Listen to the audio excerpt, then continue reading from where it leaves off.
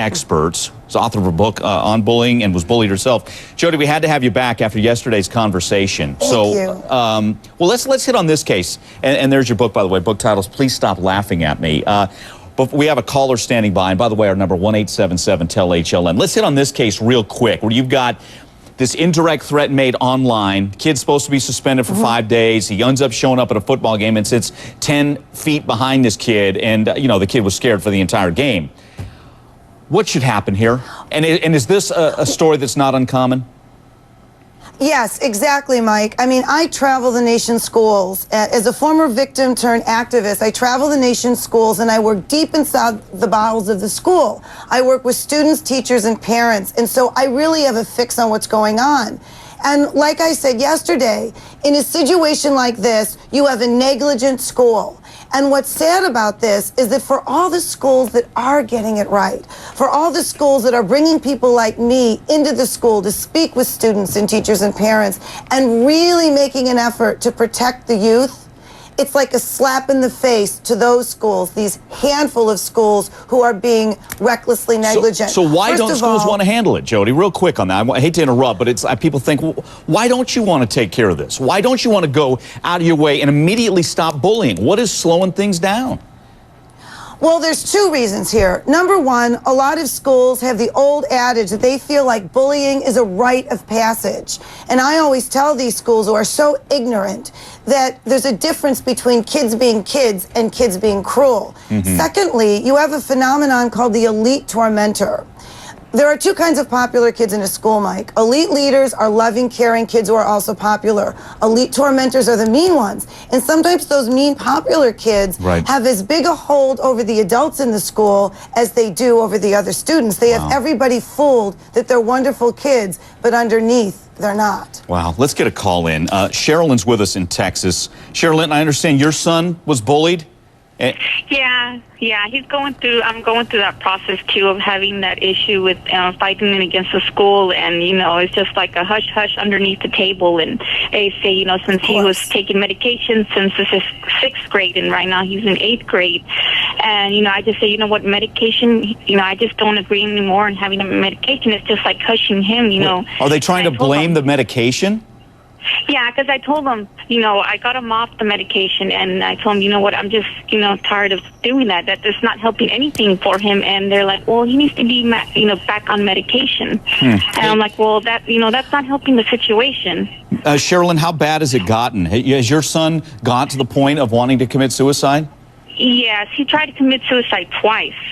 Oh, my. And, and I explained to him, I've gone to the meetings, talked to the assistant principal, and, they just turn around and say, well, it's just kids being kids. And, they just try to pinpoint it, well, it's him disrupting the class, And I told him, well, it'd be something if it was his grades or him, going after some other kids. When I said, well, then, there's another problem.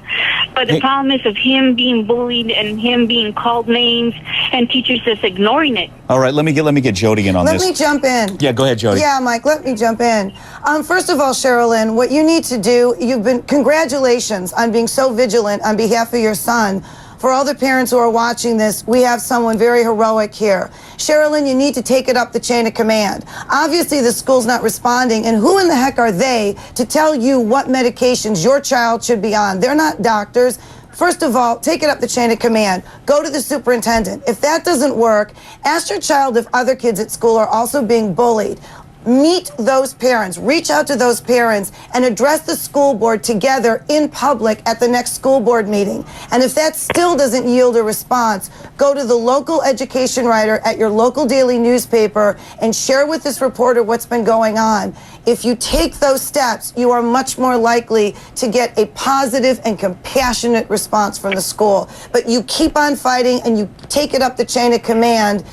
You have a right to protect your son, and that school has an obligation to work with you to do so. Well put, Jodee. Sherilyn, are you still there? Yeah, I'm still here. So give us the real-life example. What's going on with your child? I mean, is it physical? Is it verbal bullying? Is it both? Yeah, it's both. It's kind of a little bit push and shove and being called names and stuff. And, I mean, it's and why? Just like to a point. that I'm already so fed up with it that I just, I told principal, what does it take for you guys to call every single parent to get them here, to let them know what's going on with their children, one-on-one with the rest of the kids, and say why they call kids names. And what does the school tell you? So what's the school tell you? They said no, that they can't do that because they're not permitted to do that. Jodee, what do you mean they're not permitted to do that? What should Cheryl do? That's what the assistant principal told me. That's ridiculous. Yeah, that's ridiculous. What's going on, Cheryl, is you're getting what I call stonewalled. And what I really think is important, 2 bits of advice. First of all, as I said before, guaranteed that if your child is getting bullied like this, there are other kids in the school who are getting bullied too. You need to ask your child the names of other kids who also get harassed, and you need to call those parents and you need to meet with them, and all of you parents together need to form a unified front. Together you can deal with this, and together you can support each other. And secondly, this is specific advice for your child.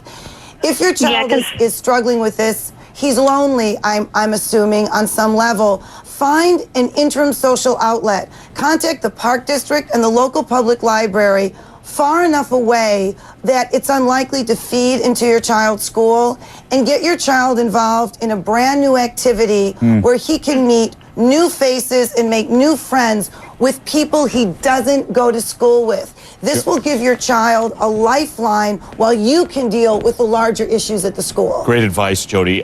Sherilyn, thank you, and we wish you the best.